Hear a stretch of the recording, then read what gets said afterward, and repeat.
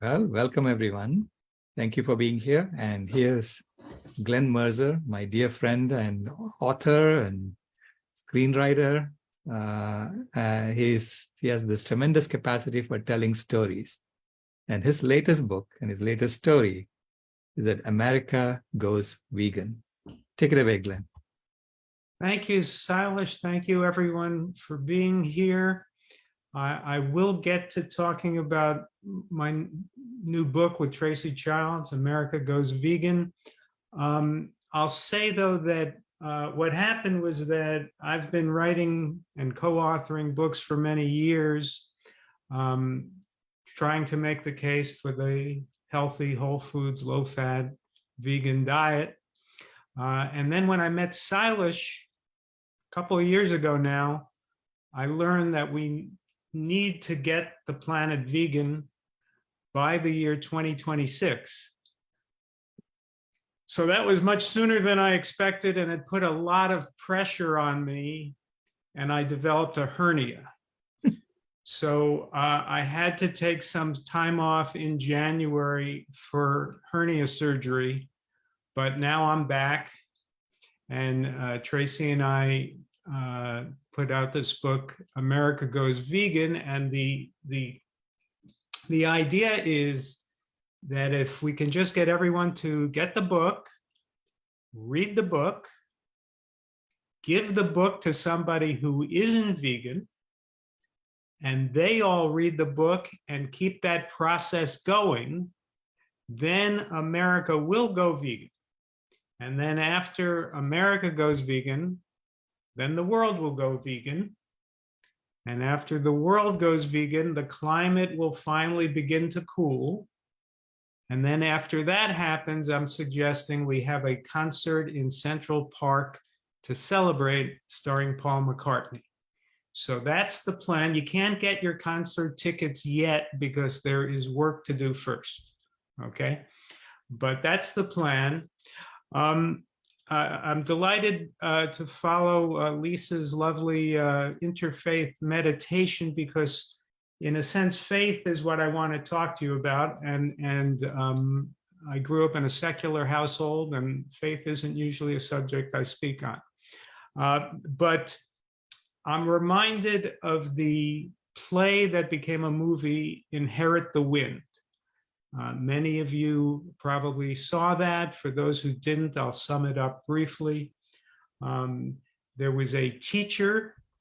This is based on the Scopes monkey trial of the 1920s, I think. There was a teacher teaching evolution, and he gets prosecuted for teaching evolution. Now, as a child seeing that movie, I thought, boy, those were the bad old days when a teacher could get prosecuted for teaching science, for teaching evolution. Today in Florida, you could lose your job for teaching that racism exists. And now they apparently want you to teach that there was an upside to slavery. So, you know, the bad old times are back, or at least are threatening to come back. But really, what that in that play that became a movie, what happens is that the defense counsel, played by Spencer Tracy, defending the teacher who taught evolution, puts the preacher on the witness stand and says, the earth was created in how long? And I guess in the Bible it says 6 days, something like that. And he says, well, how long is a day? How long was a day back in those days? 24 hours? Really? Was it all? Could it have been back at the time that the earth was created? Could it have been 25 hours?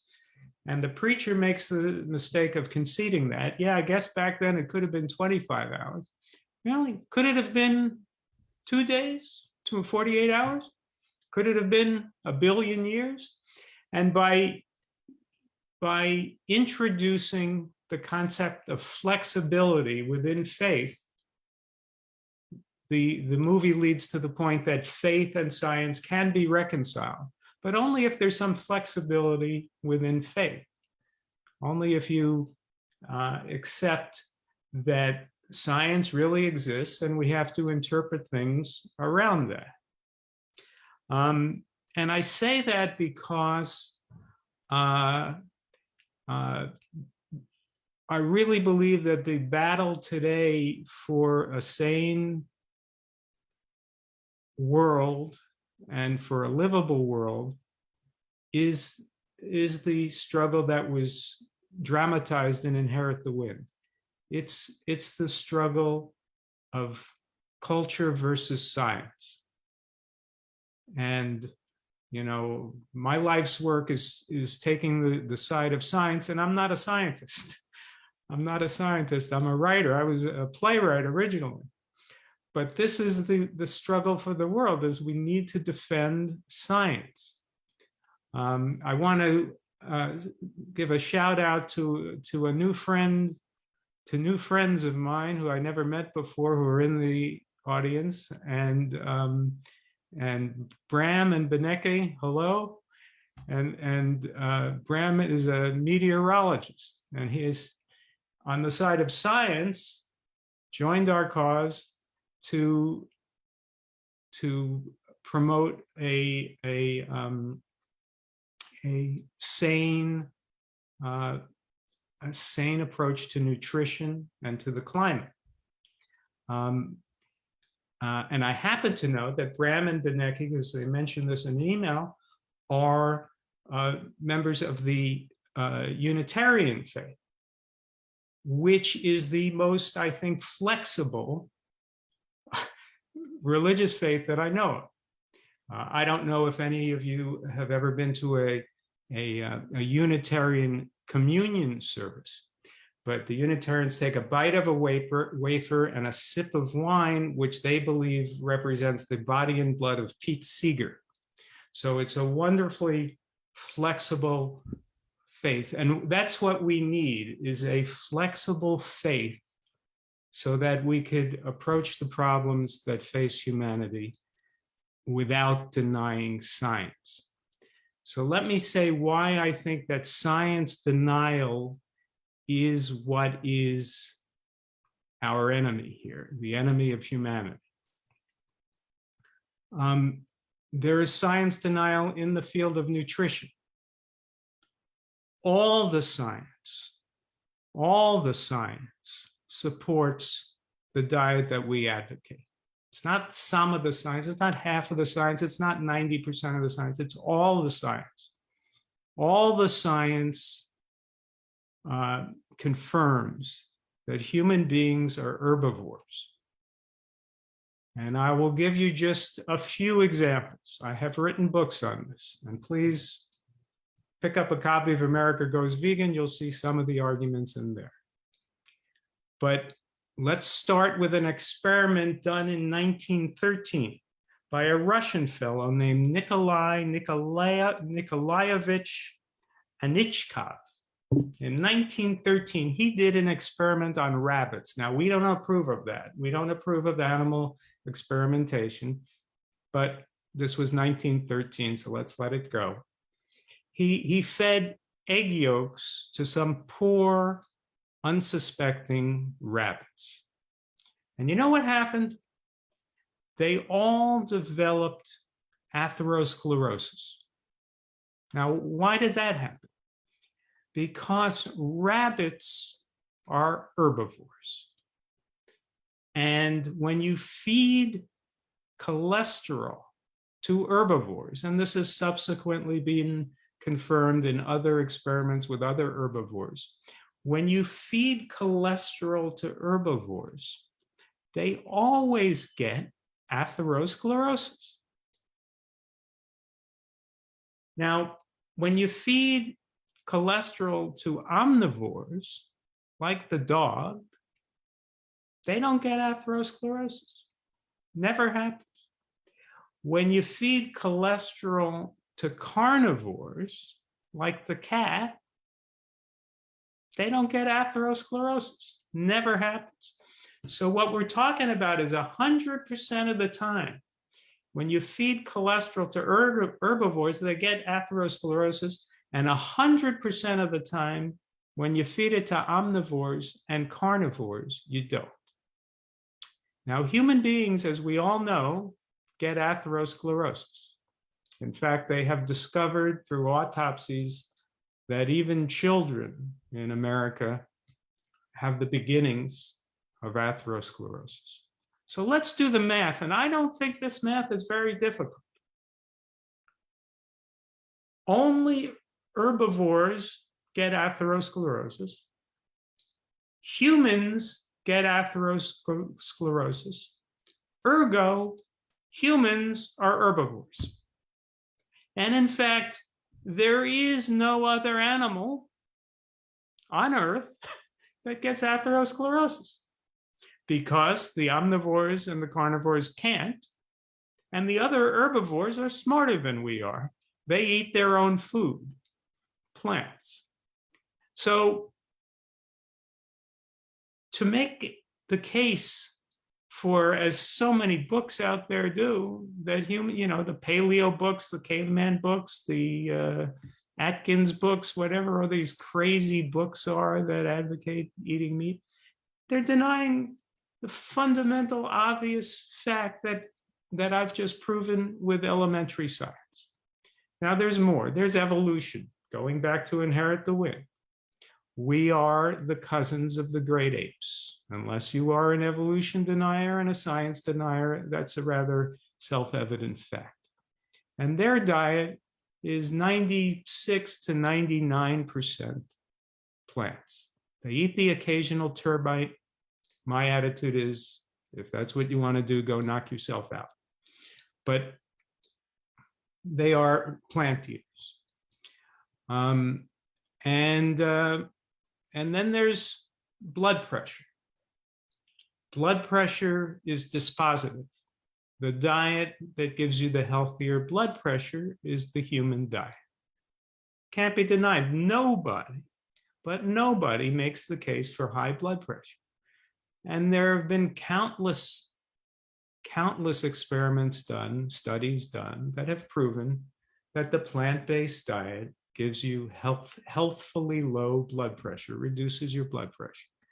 And we know why. And again, it goes back to saturated fat and cholesterol, narrowing the arteries when you eat meat and when you eat animal foods. So there are just 3 examples, and I could go on and on and on with all the evidence that humans are herbivores. So we have this battle against science deniers. And that's what they are. They are like, the preacher in the Scopes monkey trial and Inherit the Wind. Those who are making the case for an animal-based diet or for any animals in the diet are simply nutritional science deniers. But it's not only nutrition. It's also the climate. Silish has done the groundbreaking paper demonstrating that the leading cause of greenhouse gases in the atmosphere is animal agriculture. And even a non-scientist like me was able to read his work and see the evidence and see how obvious it is. It is obvious that when you're factoring in the causes of greenhouse gases in the atmosphere, you have to include carbon opportunity cost. You have to include what would happen if that which exists, animal agriculture, did not exist. What if animal agriculture didn't exist? What is the carbon opportunity cost? Well, that's over 40% of the earth that's being grazed, and another few percent of the earth being used to grow grain to feed to animals. Totally 43% of the non-ice land surface of the earth. Well, if we didn't foolishly, as science deniers, eat animals, that 43% of the earth can be rewilded. It won't all return to forest, but that which doesn't return to forest will be more heavily vegetated. And the amount of carbon dioxide that would be sequestered thereby would cool the planet, effectively ending the climate crisis. And it's obviously the only way to end the climate crisis. Just think of the foolishness of concentrating on nothing but energy generation, nothing but the burning of fossil fuels. We've been doing that for 30 years. How well is it working? It's a fantasy, because even if tomorrow we had solar airplanes, and even if tomorrow all the cars were electric and all the electricity was generated by clean energy, all good things. I'm in favor of that fantasy. But even if tomorrow we stop burning fossil fuels, the climate will keep heating, because there's still 1.5 billion cows out there belching methane.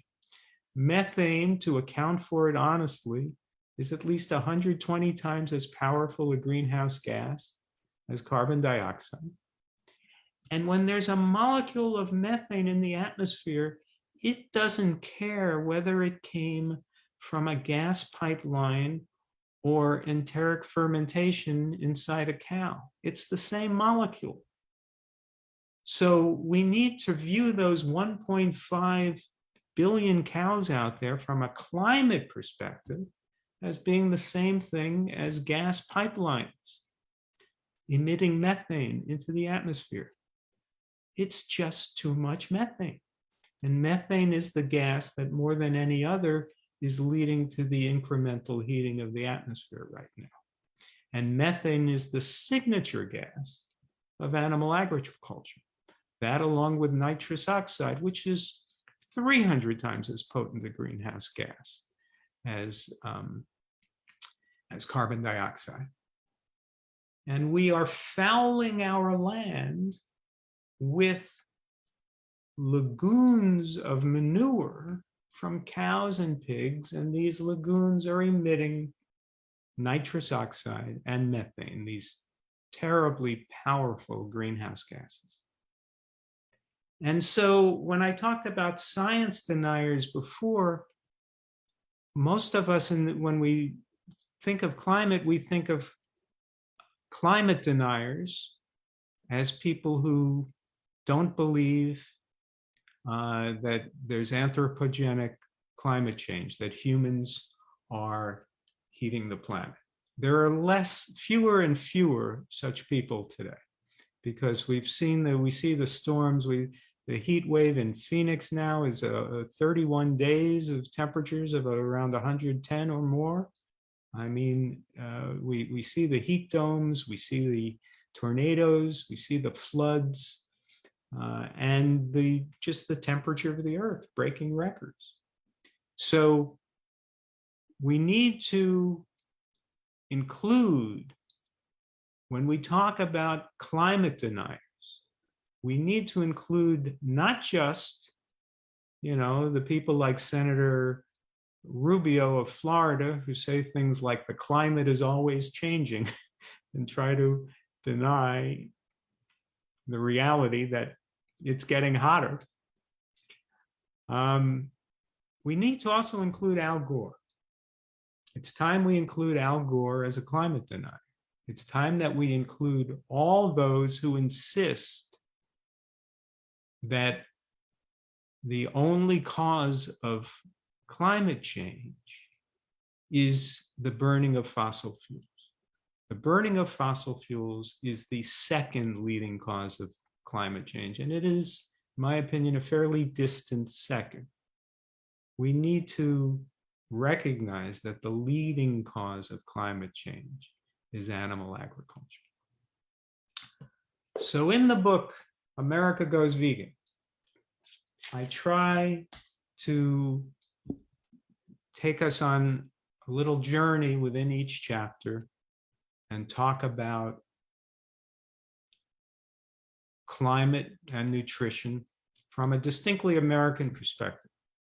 I try to make the case that the patriotic thing to do is to be a vegan, because we are fouling our land with animal agriculture. We are fouling our waters with animal agriculture. We are fouling our air with animal agriculture, and we are making ourselves sick.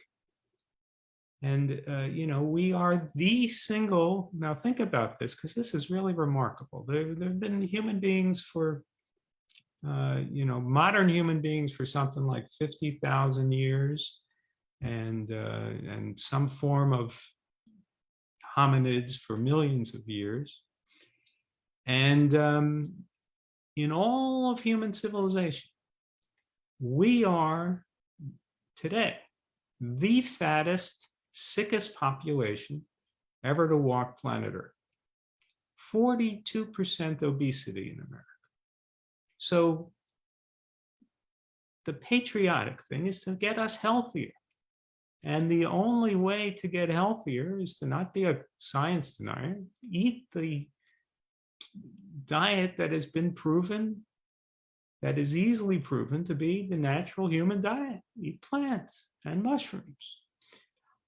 So that's the case I try to make in America Goes Vegan. And I try to also make the case that this isn't difficult.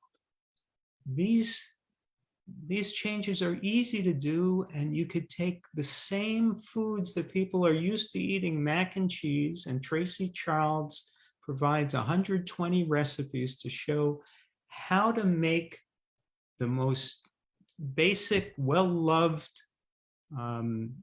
traditional American foods and make them healthy and vegan. So we don't have to give up our culture, just like you don't have to give up your religion to believe in evolution.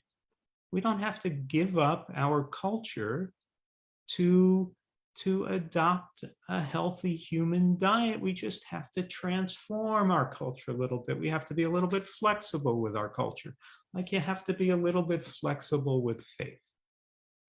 And if you just incorporate that attitude of flexibility, you can keep the traditions you grew up with, the faith you grew up with, and deal with scientific reality. So with that, I will turn things over to Tracy Childs, the culinary wizard who came up with all the recipes for the book.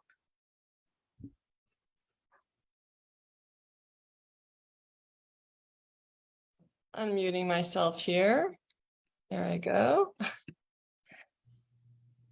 Thank you so much, Glenn and Salish and everyone who's organizing this event. And I really appreciated your, Lisa, your beginning to this event. It was so nice for me so early in the morning to be on here in California. So yeah, when Glenn approached me about this topic and about this book, I was just like, I love the title because, listen, I'm an American. I'm actually distantly related to every US president. So I just found that out.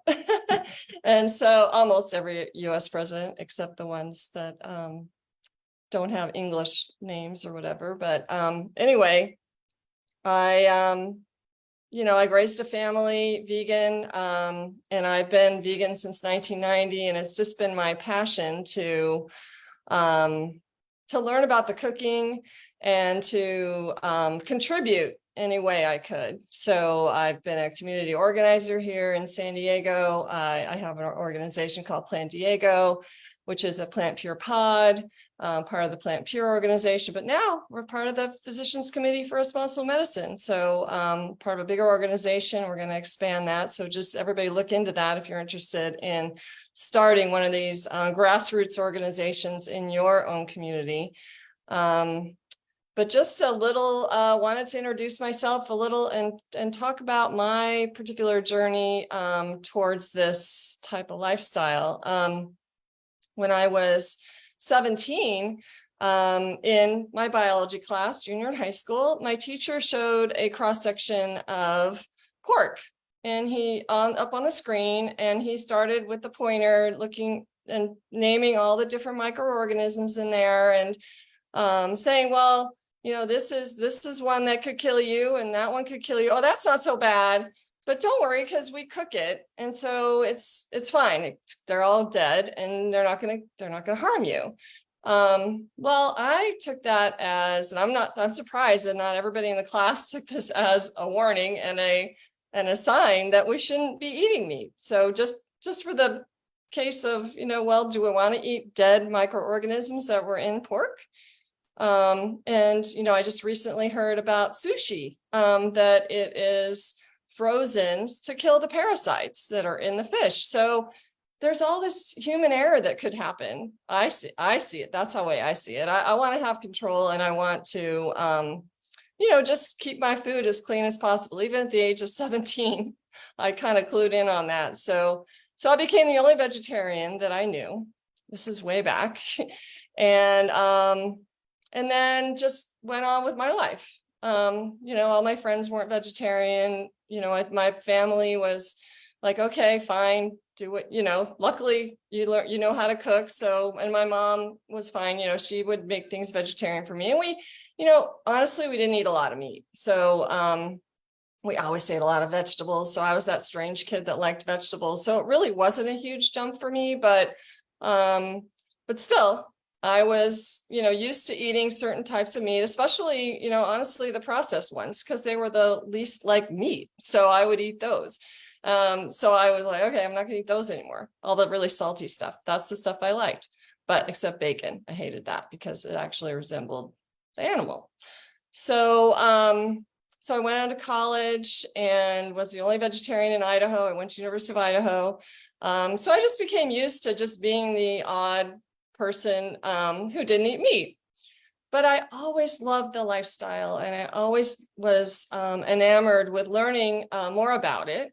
Got all the books, read John Robbins, read all Diet for a New America, Diet for a Small Planet. I, just wanted to learn more and more about it. And I wanted to find other people who were adopting this lifestyle too. So, so over the years, I learned more about animal agriculture, and back then, I ate a lot of cheese, I ate a lot of eggs. So I started to, just like a lot of people do, I started to get choosy about those things. I would get the organic milk, although I never actually liked milk, but we use it in cooking and stuff like that. I'd get the cage-free eggs. But then I was curious. So I read about those industries, and this was back in 1990, and learned that, there's no such thing as cruelty-free animal products. So, so from then on, I just became vegan. So I was of childbearing age, though. My son was born in 1990, my daughter in 95. So I was very concerned about the nutrition end of it. And actually, it's funny because I actually thought, I gave up dairy kind of after I was done nursing my son, because I thought, oh, I don't want to deprive him of something, I didn't want to experiment on him. Back then, there was nobody breastfeeding or pregnant that I knew of that was vegan. But I did follow Dr. Michael Clapper, and he had a great book. I wish I should have grabbed it. It's Pregnancy and the Vegan Diet, and child and all about raising kids, and about it was just a groundbreaking book, and it was really kind of my Bible. I there was a few recipes in there that I made many times, and then I got to meet him, so I also followed him. He was great. So now I just really encourage people to find those gurus like Dr. Salish Rao too, and follow them and just learn from them and just be inspired, because that's really what does it for a lot of people. I think seeing documentaries can actually, really help people too, is just a couple hours spent watching a documentary can just change your life. I've seen so many people who've watched Forks Over Knives and and just like change their lifestyle right after that. And then they start following Forks Over Knives for great recipes and things like that. And so that's been my journey, is just following the gurus and learning, and of course just wanting to contribute and figuring out ways I could do that. And so for me, since I'm kind of a foodie, I love food. I love getting in the kitchen, experimenting and taking ideas and making them my own. So that's how I became a contributor to this movement. I became certified with the Physicians Committee for Responsible Medicine back in 2005 to become a Food for Life instructor. And that was, I was one of the first who I was one of the first instructors. I flew to Washington, D.C., which is where they're headquartered, and was trained, and then went back to my community, and they encouraged us to reach out to hospitals and reach out to healthcare organizations to teach how foods fight cancer.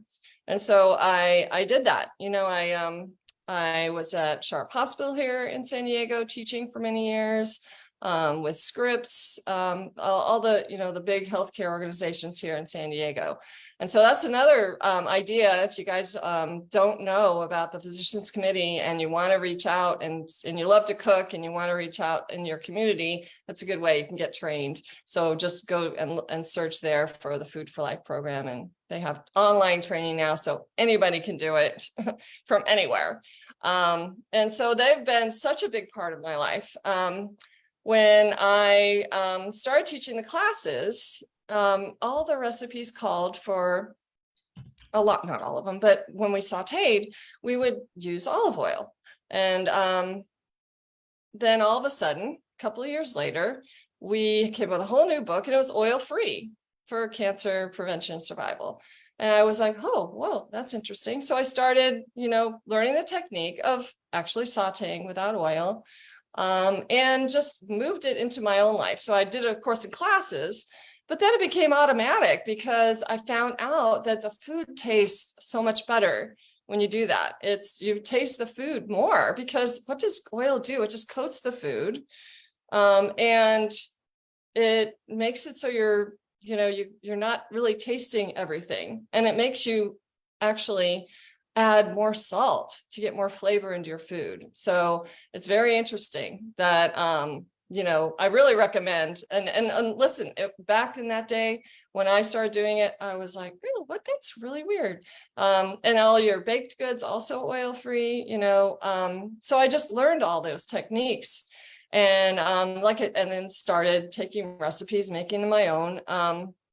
And so I was really excited to be part of this project, to share, you know, a lot of these techniques I've learned, and these recipes, and also the fact that it was about comfort food was really cool, because I've always wanted to, or I make every type of vegan food and everyday foods, but these comfort foods were, I was really enamored with the idea, because people need some foods that they're used to. That's what I found over the years when I'm coaching and when I'm teaching classes to many people. They're willing to try. A lot of people in their cooking class, of course, they're kind of adventurous anyway, so they're willing to try something that's new, but then other people really aren't. And so they really want to shift over from the standard American diet that they're eating to a vegan standard American diet. I call it the VSAD. The standard American diet is the SAD diet, and the VSAD is the vegan standard American diet. Well, we're making the vegan diet, but healthy. So I needed an acronym for that. So the vegan standard American diet is, you know, still eating the French fries, still eating the donuts, still eating the versions of those foods, you know, the cookies that are laden with vegan butter, and which is like palm oil, and just because they're vegan. But like Glen said, do we want to, you know, do that? Do we, you know, are you expecting to get any kind of health transformation, or even transformation of the planet if you're still eating these foods that are overly processed and unhealthy and artery clogging. I'm saying no. And I also like to add, I did a blog on Earth Day about that, because a lot of people say, okay, I'm going to just go vegan and I'm going to help the planet that way.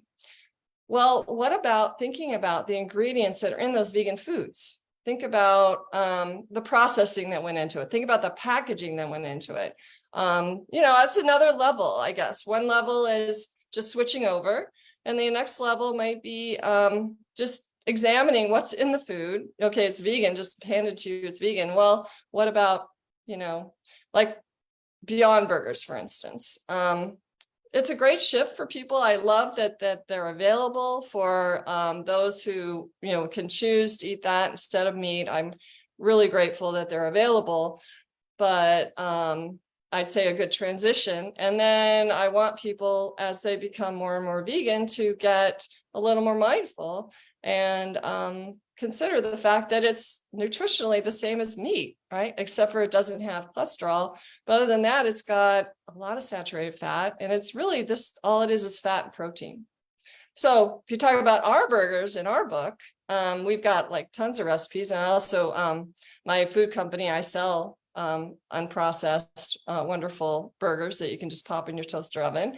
And that's what we do in the book. If you make your own burgers, you can just make a whole bunch of them and keep them frozen, and then just pop them in the toaster oven, the oven, or just heat them up somehow, and you've got a wonderful meal. And it's a food that has a lot more nutrition in it, because it's got all the vegetables, it's got whole grains, it's got all these seasonings. It doesn't, we're not trying to make it taste like meat. I don't think we really need to do that. I think getting our tastes away from meat is a good idea.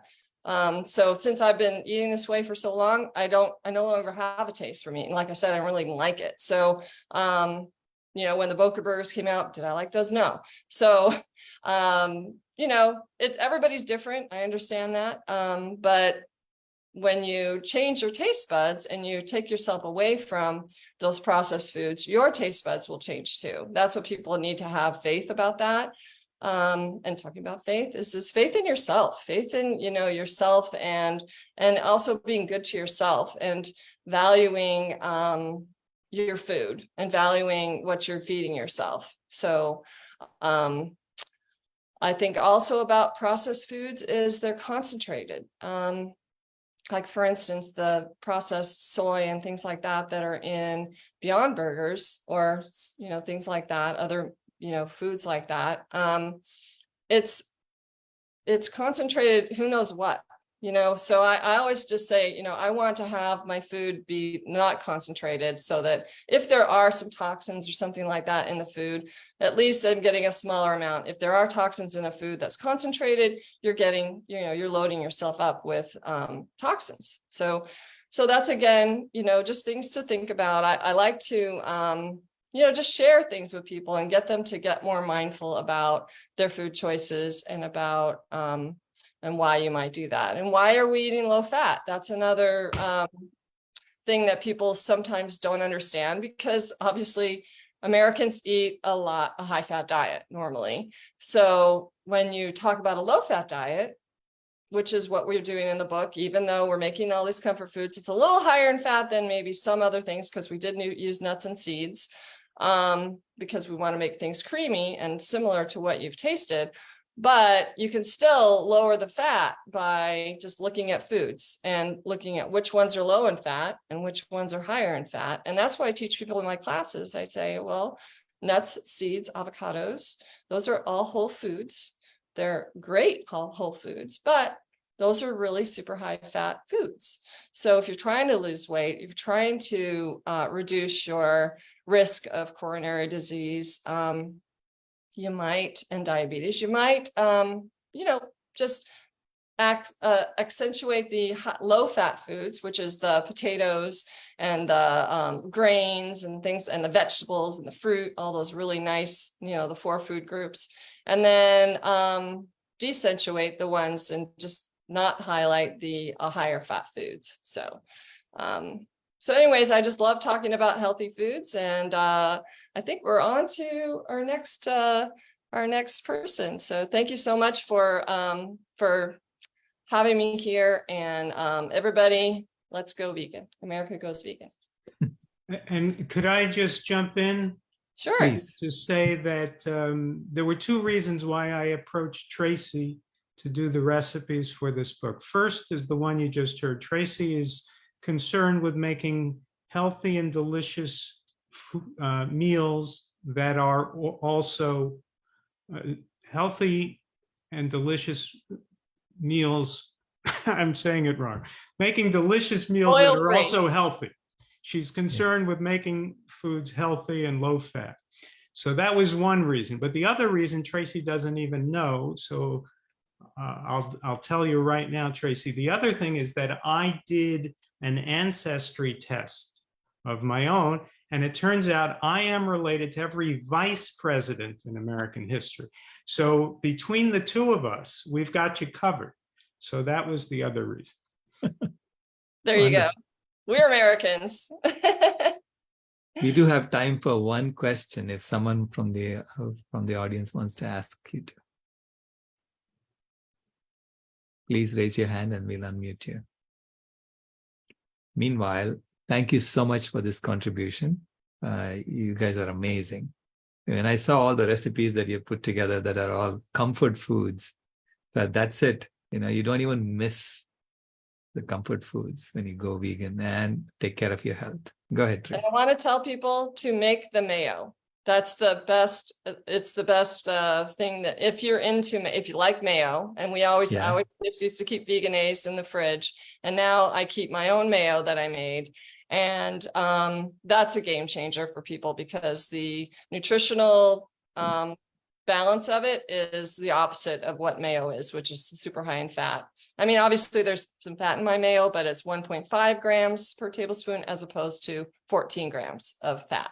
So that's what I'll leave you guys with. And it's on my blog too. So you can also find it on my blog, my mayo recipe, because I really need to share it. Thank you. Thank you for that. Any questions, Vijay? I do not see any questions anywhere.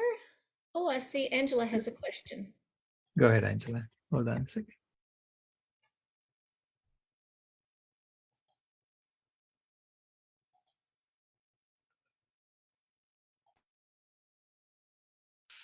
She's muted. Hi there. How are you? So my question is, how much shelf life does your food have? Like, all those foods that you mentioned. So you're talking about the foods in the book, or? Yeah, like just in general, maybe like, I don't know, like the dishes that you make, because it's whole food, plant based food. So right. I'm assuming it might be, like late. I don't know, like not as long, right? Well, it's interesting that you asked that. That's a really great question.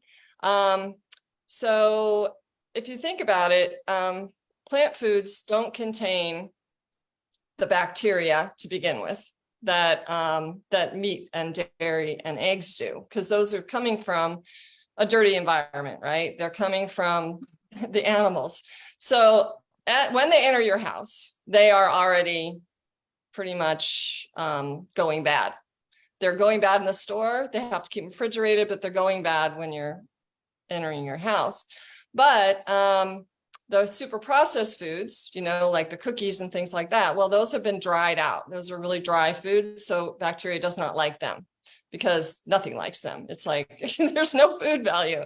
So it's interesting. But high protein foods generally go bad faster than low protein foods. So when you make the mayo, for instance, it's made out of tofu. So it is a high protein food. But what I do is here's my secret. I add probiotic powder to it, but I'm also adding apple cider vinegar, miso, and what's the other? Dijon mustard. So those are the 3 ingredients I add to it, and cashews. So those are preservatives. Isn't that cool? So, so anything acidic can be a preservative for a food. So there's a whole food science thing, but in general, natural foods need to be refrigerated. So that's what one of my products I do is my cookies here, and those are based with lentils and dates, tracysrealfoods.com. And we ship nationwide, and they're semi-perishable, which means because they're a moist cookie, they're high in protein, they need to be refrigerated. They can be out for a little while, for a couple of days. So every food's different, but in general, I'd say be on the side of caution.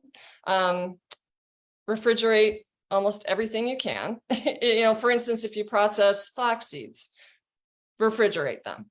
You don't need to be refrigerated necessarily if they're unprocessed, but once you grind them up, refrigerate them. Anything you process, refrigerate. Anything you cook, refrigerate after it cools. So, but in general, most foods will start to break down after, like, if it's a meal or something like that, or a salad or whatever, after like 2-3 days.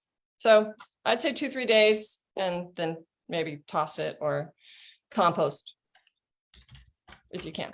Good. Thank you. Thank you for that question. That's a great question, and I get it all the time. And it's I think the food scientists are kept busy, but there's really not. You have to kind of experiment yourself to learn. Wonderful. Thank you both so much for this very informative session. And we have to move on to the next one. So thank you. Thank you. Bye, everybody. Bye.